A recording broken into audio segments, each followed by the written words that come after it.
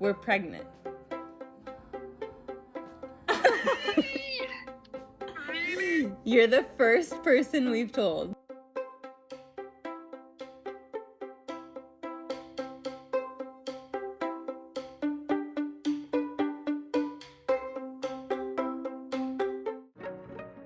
We started, as everybody did, looking at the sperm banks, and I think that felt the most uncomfortable to us to choose from the sperm banks. You're basically going through a catalog, like going through picking genetic material for your children, and we were like, that cannot be the only option. We both felt a little bit like if it wasn't the right person, it felt violating.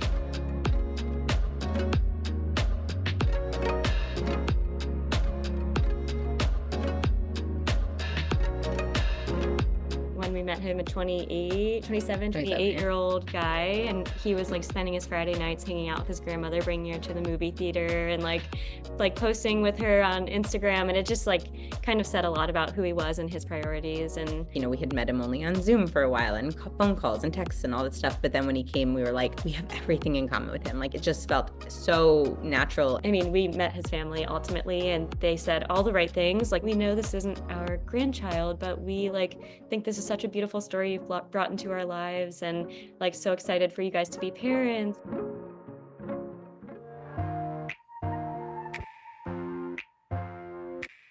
When we chose a donor, it was really important for us to have a donor that like was okay with being part of their lives. Like, we wanted to introduce kids at such a young age so that when we tell them that they're donor conceived, when they're able to understand it, this will be like that person you've met a bunch of times that was like a family friend that comes over. That's the donor that we use. So we really created all of the memories. We are documenting all the memories. Like, we are making sure that we have all of the information, not only medical, but like personalities and like stories and all of the things that we can possibly gather so that we can explain what our kids', you know, genetic origins are.